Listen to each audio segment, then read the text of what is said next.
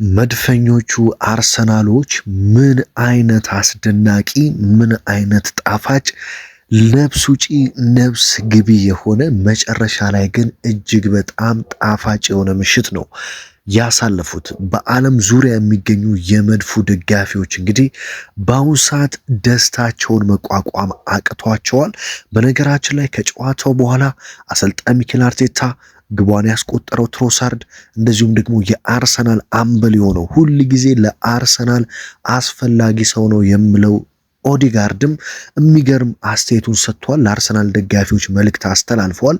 ሁሉንም እያንዳንዱን መረጃ ወደ እናንተን የማደርሰው እንደተለመደው ውድ አድማጭ ተመልካቾች ቪዲዮውን ላይክ በማድረግ መጀመሪያ አትርሱ፣ ለብዙዎች እንዲደርስ ማለት ነው። ሰብስክራይብ ያላደረጋችሁ ሰብስክራይብ አድርጉ፣ ተቀላቀሉ። ወደ አርቴታም ወደ ኦዲጋርድም ወደ ትሮሳርድም ወደ ሌሎች ጉዳዮችም ከማለፌ በፊት ግን ለአርሰናሉ ግብ ጠባቂ ዴቪድ ራያ ያለኝን አድናቆት መግለጽ እፈልጋለሁ። ምን አይነት ግብ ጠባቂ ነው! አርሰናል በአሁኑ ሰዓት የአርሰናል ደጋፊ መደሰት ካለበት ዛሬ አርሰናል በፕሪሚየር ሊጉም በሻምፒዮንስ ሊጉም ላለበት ደረጃ የመድረሱ ትክክለኛ ሚስጥር ዴቪድ ራያ ነው። በነገራችን ላይ አንድ ነገር ልንገራችሁ፣ አርሰናል ፕሪሚየር ሊጉንም ሻምፒዮንስ ሊጉንም የሚበላው ከሆነና በዓለም ዋንጫም ስፔን በጣም ጥሩ ርቀት የምትጓዝ ከሆነ ዴቪድ ራያ የባላንዶር አሸናፊ ሊሆን ይችላል።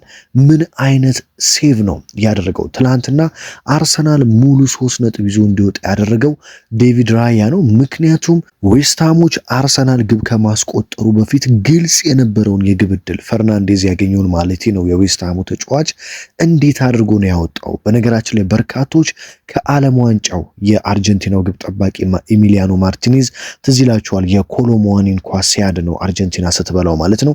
ከዛ ጋር እያመሳሰሉት ነው የሚገኙት። አርሰናል ዋንጫውን ሲበላ በእርግጠኝነት የአርሰናል ደጋፊዎች ከማይረሱት እንደዚሁም ደግሞ አርሰናል ዋንጫ እንዳይበላ የሚፈልጉት ደግሞ ሁሌ ከሚቃጠሉበት ከሚናደዱበት ድንቅ የእግር ኳስ የፕሪሚየር ሊግ ሴቮች ውስጥ ትላንትና ዴቪድ ራያ ያዳናት ኳስ የምትጠቀስ ናት።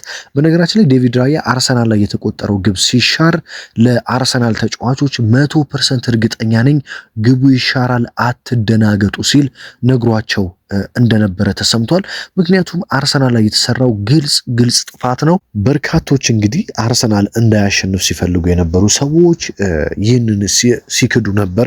የቀድሞ የማንቸስተር ዩናይትድ ግብ ጠባቂ ሹማይክል ራሱ ከጨዋታው በኋላ አርሰናል ግቧ መሻር አልነበረባትም፣ ቫር አጭበርብሯል፣ አርሰናል ዋንጫ እንዲበላ እየረዳው ነው፣ ግቧ መቆጠር ነበረባት፣ መጽደቅ ነበረባት ሲል ተናግሯል። እኔ እንዴት አድርጎ ይህንን እንደተመለከተው አላቅም። ሙሉ በሙሉ 100% መሻር የነበረባት ትክክለኛ ፋውል ናት። እንግዲህ አይታችኋል እንዴት አድርጎ የዴቪድ ራያን እጅ እንደያዘው የዴቪድ ራያን አንገት እንዴት አድርጎ እንዳነቀው በሚገባ ተመልክታችኋል ብዬ አስባለሁ። ለዚህ ነው ትሮሳርድ ነው በነገራችን ላይ ከጨዋታው በኋላ ዴቪድ ራያ አትደንግጡ፣ ጎሉ ይሻራል፣ ፋውል ተሰርቶብኛል፣ 100% እርግጠኛ ነኝ ሲል በሙሉ መተማመን ነግሮን ነበር፣ እንደሚሻር እርግጠኞች ነበርን ሲል የአርሰናልን ግብ ያስቆጠረው ትሮሳርድ ተናግሯል። በዛውም ጨምሮ ትሮሳርድ ምን አለ? ጎሉን በማስቆጠሬ እጅግ በጣም ደስተኛ ነኝ። ከከባድ ጨዋታዎች አንዱ ነበረ። በጨዋታው ላይ ለማሸነፍ ምን ማድረግ እንዳለብን እናውቅ ነበረ።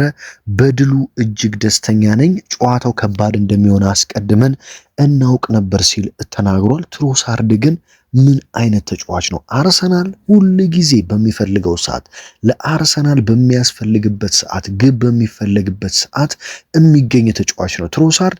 የዘንድሮው የውድድር ዓመት ሲጀምር አይታችኋል እንዴት ድንቅ እንደነበር። ከዛ በመሃል ሲጠፋ ብዙዎች ትሮሳርድን ምን ነካው፣ ዓመቱ እንደተጀመረ እኮ ምርጥ ነበር፣ ምን እየሆነ ነው እያሉ ነበር። አሁን ደግሞ ከኒውካስትል ጨዋታ ጀምሮ እሳት ለብሶ እሳት ጎርሶ የድሮውን ትሮሳርድ 31 ዓመቱ አይመስልም ሜዳ ላይ እንዴት እንደሚሮጥ እንዴት እንደሚፋለም ሁሉም ቦታ እንዴት እንደሚገኝ ስትመለከቱ ትሮሳርድን አለማድነቅ አትችሉም። እዚህ ጋር ግን አንድ ነገር ማንሳት ፈልጋለሁ። ብዙዎች ስትተቹኝ ነበረ፣ እዚህም ዩቲዩብም ላይ ሌላም ቲክቶክም ላይ በጣም በብዙዎች ዘንድ ሲደርሱብኝ ከነበሩ ትችቶች አንዱ ኦዲጋርድ የአርሰናል የልብ ምት ነው። ማርቲን ኦዲጋርድ የአርሰናል ዋንጫ መብላት ከፈለገ ዋናው ሰው ነው። የአርሰናል የግብ ዕድል ፈጠራ፣ ለአርሰናል የግብ ዕድል ማግኘት ዋነኛውና ትክክለኛው ሰው ማርቲን ኦዲጋርድ ነው እያልኩ በተደጋጋሚ ብዙ ቪዲዮዎችን ስሰራ አንዳንዶች ኦዲጋርድ መውጣት አለበት እንደውም አያስፈልግም ሲሉ እየሰማው ነበረ። ትላንትና በእርግጠኝነት የአርሰናል ደጋፊ ለማርቲን ኦዲጋርድ ቆሞ አጨብጭቧል ብዬ በሙሉ ልቤ መናገር እችላለሁ። ምክንያቱም ማርቲን ኦዲጋርድ ምን ማለት እንደሆነ ለአርሰናል በሚገባ አሳይቷል ብዬ አስባለሁ። እንዴት እሱ ከገባ በኋላ አርሰናል ኳሱን እንዴት እንደተቆጣጠረው፣ አርሰናል እንዴት ወደፊት እየሄደ የግብ ዕድሎችን ሲፈጥር እንደነበረ፣ ከዛም ባለፈ ደግሞ ማርቲን ኦዲጋርድ ለትሮሳርድ መጀመሪያ ኳሷን ይዞ ገብቶ ለራይስ ነው የሰጠው። ራይስ መልሶ ሲሰጠው የዌስትሃም የግብ ክልል ውስጥ አስቡት፣ ዌስትሃሞች እንዴት ሲከላከሉ እንደነበረም ተመልክታችኋል። ዌስትሃሞች እጅግ በጣም ጥቅጥቅ ብለው ግባቸውን በሙሉ ሸፍነው እዛ ግብ ክልል ውስጥ በነፃነት ረጋ ብሎ አይቶ ነፃ ለሆነው ትሮሳርድ ሰጥቶ ግቧ እንድትገኝ ትልቁን ሚና የተጫወተውና ትላንትና አሲስት ያደረገው እንግዲህ ማርቲን ኦዲጋርድ ነው። ምን ያህል ያርሰናል ወሳኝ ተጫዋች እንደሆነ በዚህ ትረዱኛላችሁ ብዬ አስባለሁ። እስካሁን ለምን ያስፈልጋል ኦዲጋርድ ግዴታ አስፈላጊ ተጫዋች ነው ስል እንደነበረ በደንብ ትረዱኛላችሁ ብዬ አስባለሁ። ለዛ ነው ኦዲጋርድ ከጨዋታው በኋላ ምን አለ? በጭራሽ አልተደናገጥንም፣ ምንም የደነገጥነው ነገር የለም። ብዙዎች አርሰናሎች ተደናግጠዋል ይላሉ፣ እኛ ጋር ግን ጭራሽ ድንጋጤ የሚባል የለም ሲል የመድፈኞቹ አምበል ማርቲን ኦዲጋርድ የተናገረ ሲሆን ቡድኑ ወደ ዋንጫ ሲቀርብ የጭንቀት ስሜት እንዳልተሰማው ተናግሯል። ምንም ጭንቀት አይሰማንም ሲል የተናገረው ኦዲጋርድ ይልቁንም ጓጉተን ትልቅ ዋንጫ ማሸነፍ ልጅ እያለን ጀምሮ ስናለም የነበረው ነው። በቡድንና እስካሁን ባሳካነው ነገር እኮራለሁ። በእግር ኳስ ትልቅ ለተባሉ ዋንጫዎች እየተፎካከርን እንገኛለን። መደሰት አለብን ሲል ማርቲን ኦዲጋርድ ጭንቀት የሚባል ነገር በአርሰናል ቤት ውስጥ እንደሌለ ተናግሯል ማለት ነው።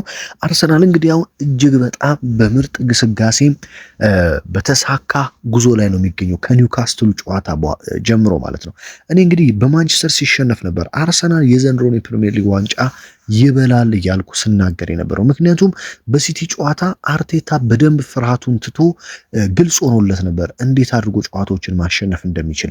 የሲቲን ጨዋታም ለጥቂት ነው አርሰናል ሽንፈት ያስተናገደው እንጂ በሚገባ ጨዋታውን ማሸነፍ የሚገባው ጨዋታ ነበር። ከዛ በኋላ ስትመለከቱ አርቴታ ወዲያውኑ የተጫዋቾች ቅያሬ ያደረገ፣ የቋሚ አሰላለፍ ቅያሬ አደረገ። አሁን በትላንትናው ጨዋታ አርቴታን አለማድነቅ እንዴት ነው የሚቻለው? ለምን ብላችሁ ብትጠይቁኝ መጀመሪያ ቋሚ አሰላለፉ እጅግ ድንቅ ነበር። አርሰናል የግብ ዕድል በርካታ ፈጠረ። ካላፊዮሪ የሳታትን ኳስ፣ ትሮሳርድ በቴስታ አንግል የገጨበትን ኳስ፣ በረኛ ወጣውን ኳስ ስታዩ በጥሩ መልኩ እየሄደ ነበር። ከዛም በኋላ ቤን ዋይት ሲጎዳ እዚህ ጋር አርቴታ ትልቅ ስህተት ሰራ። ምን አደረገ? ቤን ዋይት ሲጎዳ ሞስኬራን ማስገባት ትቶ ዙቤሜንዲን አስገባና ዲክላን ራይስን በቤን ዋይት በኩል ለማጫወት ሞከረ። የዚህን ጊዜ አርሰናል ሙሉ በሙሉ ተበለጠ። ጨዋታው ጠፋበት። የሚያደርገው ነገር ግራ ገባው። እረፍት ተነፋ። ከዛም በኋላ አርቴታ ከረፍት በኋላ ትልቅ ስራ ሰራ። መጀመሪያ ምን አደረገ? ሞስኬራን በካላፊዮሪ ቀይሮ አስገባና ራይስን ወደ ቦታው መለሰው። ሉዊስ ስኬሊን ወደ ቦታው መለሰው። በዚህ ጊዜ አርሰናል ጨዋታውን በደንብ መቆጣጠር ጀመረም። ከዛም በኋላ አርቴታ በደንብ ተመልክቶ ደግሞ ኤዜንና ሳካን አስወጥቶ ሃቨርትና ማርቲን ኦዲጋርድን ቀይሮ አስገባ። የዚህን ጊዜ አርሰናል በደንብ ዌስትሃም ላይ ጫና በማድረግ ጨዋታውን መልሶ ማግኘት ቻለ። እጅግ በጣም ያደነኩት አርቴታን ቀይሮ ያስገባውን ማርቲን ዙቤሜንዲ ቀይሮ ሲያስወጣው ነው። ይሄ ፈሪ አሰልጣኝ እንዳልሆነ ማድረግ ያለበትን እንደሚያደርግ ያሳየበት ጨዋታ ነው ብዬ በግሌ ያምናለሁ። ዙቤሜንዲ ተቀይሮ ገባ። አርሰናል ሁሉም ነገር ግራ ገባው። ስለዚህ አርቴታ እንደ በፊቱ ቀይሬ ስላስገባውት አላስወጣውም በሚል ድርቅ ሳይል በትክክል ዙቤሜንዲን ቀይሮ አስወጣ። ዙሜንዲንና ኤብሪቼዜን ማለቴ ነው ይቅርታ። እነሱን ቀይሮ በማስገባት ትልቅ ስራ ሰራ። መጀመሪያ ኢዜና ዙሜንዲን የወጡት በካያቨርትና ቦዲጋርድ ማለት ነው። ከዛ በኋላ ነው ቡካዮ ሳካ ደግሞ በኖኒ ማዱኬ የተቀየሩ ማለት ነው። ይህንን ቅያሬ ስትመለከቱ አሰልጣኝ ሚኬል አርቴታ እንዴት የደጋፊዎችን ጩኸት ማዳመጥ እንደጀመረ፣ እንዴት ወደ ሜዳ ተግባራዊ እያደረገው እንደሆነ ይታያቸዋል ብዬ አስባለሁ። ያንን ማድረግ ከጀመረ በኋላ ደግሞ የአርሰናል ደጋፊዎችን ጥያቄ ጩኸት መስማት ከጀመረና ዙቢሜንዲን ቤንች ማድረግ ከጀመረ ጀምሮ ደግሞ አርሰናል በሻምፒዮንስ ሊጉ ፍጻሜ ደረሰ። አሁን ደግሞ የፕሪሚየር ሊጉን ዋንጫ ለመብላት ከጫፍ ደረሰ። ለዛ ነው አሰልጣኝ ሚኬል አርቴታ ከጨዋታው በኋላ ምን ሲል ተናገረ? ዴቪድ ራያን ነው መጀመሪያ ያደነቀው። ዴቪድ ራያ ጨዋታውን አሸንፎልናል፣ ራያን እናመሰግናለን። ዛሬ ያሳየው እጅግ በጣም ድንቅ አቋም ነው። ዴቪድ ራያ ላይ የተሰራው ጥፋት ደግሞ ግልጽና ፍጹም የተረጋገጠ ነው። ዳኛው ትክክለኛ ውሳኔ አሳልፈዋል ሲል አሰልጣኝ ሚኬል አርቴታ የተናገረ ሲሆን ተጫዋቾቼ ፕሪሚየር ሊጉን ለማሸነፍ ያላቸው ፍላጎት ማንም ጥያቄ ውስጥ ማስገባት አይችልም ሲሉ የተናገሩ ሲሆን ካላፊዮሪ የተወሰነ ጉዳት እንዳጋጠመው አሰልጣኝ ሚኬል አርቴታ ተናግረዋል ማለት ነው። እንግዲህ አሁን ከ22 ዓመታት በኋላ አርሰናል የፕሪሚየር ሊጉ ሻምፒዮን ለመሆን ትልቆቹን ፈተናዎች ተወጥቷል። ትልቆቹ ፈተናዎች ማን ነበሩ? መጀመሪያ ኒውካስትል እና ፉልሃም ነበሩ። ሁለቱንም በሚገባ ድል አደረገ። አሁን ደግሞ ትልቁ ፈተና የነበረው ዌስትሃምን ነበር። ላለመውረድ ስለሚጫወት ከሜዳ ውጪ ስለነበር ጨዋታው እንዴት ከባድ እንደሆነ አይታችኋል። ባለፉት ዓመታት አርሰናልን እንዴት ዋንጫ ሲያሳጣ እንደነበር አይታችኋል። ስለዚህ አርሰናል ሌላኛውን ትልቅ ፈተና ሙሉ ከ3 ነጥብ በላይ ውድ የሆነችዋን ነጥብ በመውሰድ አሳክቶ ወጥቷል ማለት ነው። አሁን አርሰናል የፕሪሚየር ሊጉ ሻምፒዮን ለመሆን በርንሌንና ክሪስታል ፓላስን ማሸነፍ ብቻ በቂ ይሆናል ማለት ነው። በርንሌን በሜዳው ነው የሚገጥመው። እንዳልካችሁ ክሪስታል ፓላስ ደግሞ ከሜዳው ውጪ ቢጫወትም የኮንፈረንስ ሊግ የዋንጫ ተፋላሚ ስለሆነ ክሪስታል ፓላስ ለአርሰናል በተቀያሪ ተጫዋቾች ይገባል ተብሎ ነው የሚጠበቀው። ምክንያቱም ከአርሰናል ጋር ጨዋታውን እንዳደረገ ከ2 ቀናት በኋላ በኮንፈረንስ ሊግ የፍጻሜ ተፋላሚ ስለሆነ ማለት ነው። በዚህም አርሰናል ተጠቃሚ ይሆናል የሚል እምነት አለኝ። በነገራችን ላይ አርሰናል ሁለቱን ጨዋታ ማሸነፍ ግዴታ የሚሆንበት ማንቸስተር ሲቲ ነጥብ የማይጥል ከሆነ ነው ማለት ነው። ማንቸስተር ሲቲ በእርግጠኝነት ከፍተኛ ድንጋጤ ውስጥ እንደሚገባ በግልጽ ልነግራችሁ ፈልጋለሁ። ሮብ ዕለት በነገራችን ላይ ሲቲ ከክሪስታል ፓላስ ጋር በሜዳው ኢትሃድ ጨዋታ አለው። በዛ ጨዋታ ነጥብ ሊጥል ይችላል ወይም ደግሞ ቀጣይ ሳምንትም ቅዳሜ ኤፍኤ ካፕ እንደተጫወተ 2 ቀን ብቻ አርፎ ማክሰኞ ደግሞ ከሜዳው ውጪ በርንማውዝን ይገጥማል። ይህ ደግሞ ጥሩነቱ ምንድነው? ሰኞ አርሰናል ቀድሞ ከበርንሌ ጋር ይጫወታል። ስለዚህ አርሰናል አሸንፎ በርንሌን ድጋሚ ወደ 5 የሚያሰፋው ከሆነ ሲቲ ከቦርንማውዝ ጋር ከሜዳው ውጪ ሲጫወት ከፍተኛ ጫና ውስጥ ገብቶ ነው የሚጫወተው። ስለዚህ አርሰናል ቀድሞን ፕሪሚየር ሊጉን ሊበላው ይችላል። ሲቲ በቦርንማውዝ የሚጥል ከሆነ ነጥብና አርሰናል በርንሌን የሚያሸንፍ ከሆነ የመጨረሻውንም ጨዋታ ማሸነፍ ላይጠበቅበት ይችላል ማለት ነው። እንግዲህ መድፈኛው አርሰናል በአሰልጣኝ ሚኬል አርቴታ ስር ዋንጫ የሚገባው ትክክለኛ ቡድን እንደሆነ በሚገባ እያሳየ ነው ብዬ ነው የማምነው። በተለይ ባለፉት 4-5 ጨዋታዎች ያየነው አርሰናል ክሊንሺት ጭምር እያስጠበቀ ኒውካስትልን 1-0፣ ከዛም በኋላ ፉልሃምን 3-0፣ ከዛ በአትሌቲኮ ማድሪድ ብቻ ነው አንዳቻ በተለያዩ ጨዋታ ግብ የተቆጠረበት እንጂ በመልሱ ጨዋታ 1-0 አሸንፎ ትላንትና ደግሞ ዌስትሃምን 1-0 አሸንፎ አንድም ግብ ሳይቆጠርበት ካለፉት ወደ 5 የሚጠጉ ጨዋታዎች 1 ግብ ብቻ አስተናግዶ በጣም በምርጡ አቋም ላይ እንደተመለሰ አርሰናል እያሳየ ይገኛል ብዬ ነው የማስበው። ስለዚህ አሰልጣኝ ሚኬል አርቴታ ካሁን በኋላ ማድረግ ያለባቸው ይህንን ራሱን አሰላለፍ በመደጋገም በርንሌ ላይና ክሪስታል ፓላስ ድላቸውን በመጎናጸፍ ከ22 ዓመታት በኋላ የፕሪሚየር ሊጉን ዋንጫ ለአርሰናል ደጋፊዎች መስጠት ነው ብዬ አስባለሁ። እዚህ ጋር አንድ በጣም ትልቅ ነገር ይሆናል ብዬ የምጠብቀው አርሰናል የፕሪሚየር ሊጉን ዋንጫ አሳክቶ በሻምፒዮንስ ሊጉ ፓሪስ ሰን ጀርሜንን የሚገጥም ከሆነ ሻምፒዮንስ ሊጉን የመብላት በጣም ትልቅ እድል ይኖረዋል የሚል እምነት ነው ያለኝ። ምክንያቱም እንዳልኳችሁ 22 ዓመታት የጠበቀውን ዋንጫ ካሳካ በኋላ አርሰናል ሻምፒዮንስ ሊጉን ቢበላም ባይበላም ማንም በተለይ ባይበላ አርሰናል አሁን ለምሳሌ አርሰናል ደጋፊ የፕሪሚየር ሊጉን ዋንጫ በልቶ ከዛ በሳምንቱ የሻምፒዮንስ ሊግ ዋንጫን ቢያጣ ያን ያህል የሚደብረው አይደለም። ምክንያቱም 22 ዓመት የጠበቀውንና በጥብቅ ሲፈልግ የነበረው የፕሪሚየር ሊጉን ዋንጫ ስላሳካ ማለት ነው። ስለዚህ ይህ ትልቅ ጫና ከአርሰናል ጀርባ ላይ ስለሚወገድ አርሰናል የፕሪሚየር ሊጉን ዋንጫ ከበላ ሻምፒዮንስ ሊጉን የማሳካት ትልቅ ግምት ይኖረዋል ተብሎም ግምት እየተሰጠው የሚገኘው ለአርሰናል በዚህ ምክንያት ነው ማለት ነው። ትላንትና ሌላ ማድነቅ የምፈልገው ተጫዋች አለ። ዊሊያም ሳሊባና ጋብሪኤል ማጋሌሽ ምን አይነት ተጫዋቾች ናቸው? በተለይ ጋብሪኤል ማጋሌሽ ብሎክ ያደረጋቸው ኳሶች፣ ሲያድናቸው የነበሩ ኳሶች ምን አይነት ኳሶች ነበሩ? ጋብሪኤል ማጋሌሽ በዘንድሮ የውድድር ዓመት ለኔ እንግዲህ በአርሰናል ቤት ዋንጫ እንዲያነሱ እጅግ በጣም ከምመኝላቸው ተጫዋቾች መካከል በትልቁ የምጠቅሰው ተጫዋች ነው ጋብሪኤል ማጋሌሽ። ትላንትናም እንዴት ያለውን ሙሉ ሲሰጥ ነፍሱን ሲሰጥ እንደነበረም በሚገባ አይታችኋል ብዬ አስባለሁ። በነገራችን ላይ ዊሊያም ሳሊባም ልክ እንደ ጋብሪኤል ማጋሌሽ በጣም ምርጥ ምሽት ነው ያሳለፈው።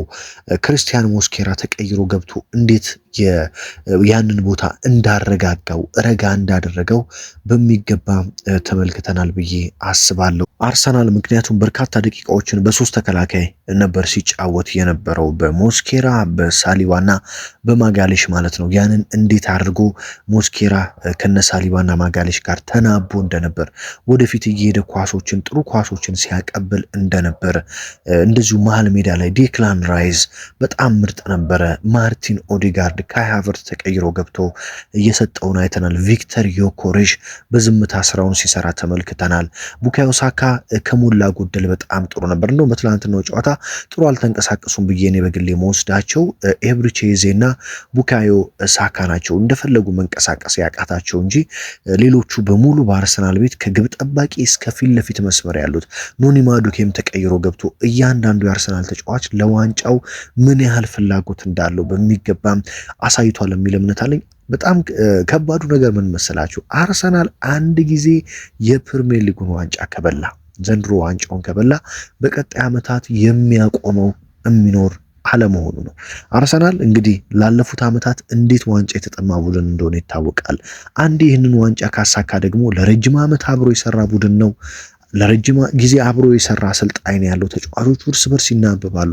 ስለዚህ በቀጣይ ዓመታት የእንግሊዝ ፕሪሚየር ሊግን እንደዚሁም የአውሮፓ እግር ኳስን ይቆጣጠራሉ ተብሎ የሚጠበቀው ለዚህ ነው። እኔም አርሰናል አንድ ዋንጫ እስኪበላ ነው እንጂ ያንን ዋንጫ ካሳካም በእርግጠኝነት አርቴታ ጭንቀቱም ሌላውም ነገር ስለሚለቀው ጫናውም ስለሚለቀው በቀጣይ ዓመታት በተደጋጋሚ ዋንጫዎችን ያሳካል የሚል እምነት አለኝ። አርሰናል ዘንድሮ ከበላ በቀጣይ 22 ዓመት የመጠበቅ ግዴታ ውስጥ ይገባል የሚል እምነት የለኝም። ምናልባትም በተከታታይ ዓመታት አርሰናል በርካታ ዋንጫዎችን ወደ ካዝናው ያስገባል ብዬ አምናለሁ። እንግዲህ ውድ አድማጭ ተመልካቾቼ የትላንቱ ድራማዊ ስሜታዊ የሚያደርግ ጨዋታ እንዲህ በአማረ መልኩ ወደ እናንተ ሙሉ ጨዋታውን ዳሰስኩኝ። ያላነሳሁት ጉዳይ እንግዲህ ያላነሳሁት የለም። የቫሩን ጉዳይ በደንብ አንስቻለሁ። ሁሉንም ጉዳዮች አንስቻለሁ። ስለ ትሮሳርድ ግብ፣ ስለ ዴቪድ ራያ ብቃት፣ ስለ ሳሊባ፣ ማጋሌሽ፣ ሞስኬራ፣ ሃቨርትዝ፣ ዮኮሬሽ ስለ እያንዳንዱ ተጫዋች አነሳው። ሀገር ውስጥ ከባህር ማዶ በመሆን የዚህ ቻናል ቤተሰብ በመሆን በየቀኑ የመድፈኞቹን ወሳኝ ዜናዎች የምትከታተሉ ውድ አድማጭ ተመልካቾች ከልብ ላመሰግናችሁ እፈልጋለሁ። ውጭ ሀገር ሆናችሁ በኮመንት ስጦታዎችን የተለያዩ ስቲከሮችን እየላካችሁ ዶላሮችን ዩሮዎችን እየላካችሁ እያበረታታችሁ የምትገኙ እንደዚሁም ደግሞ ሀገር ውስጥ ሆናችሁ ቪፒኤን በማምራት ቪዲዮችን የምትመለከቱ ሁሉ ከልብ ላመሰግናችሁ ነው የምወደው። እንግዲህ ስለ ትናንትናው ጨዋታ ያላችሁን ሐሳብ አርሰናል የፕሪሚየር ሊጉን ዋንጫ በልቶታል ብለን መናገር እንችላለን ወይ? ሁለቱንም ዋንጫ ያሳካሉ? የእናንተን ግምት ትላንት የነበራችሁን ስሜት ኮመንት ላይ አስቀምጡልኝ። በሌላ ወሳኝ መረጃ በሁለቱም ቻናል እንግዲህ አሁን አርሰናል ለዋንጫ እጅግ ቀርቧል። በየቀኑ በጣም ብዙ መረጃዎችን ነው በቶሎ ማድረሳችሁ። ስለዚህ በሁለቱም ቻናል እየገባችሁ ማየት ቼክ ማድረግ አትርሱ። በያላችሁበት መልካም የደስታ ቀን የደስታ ሳምንት እንዲሆንላችሁ ተመኘው።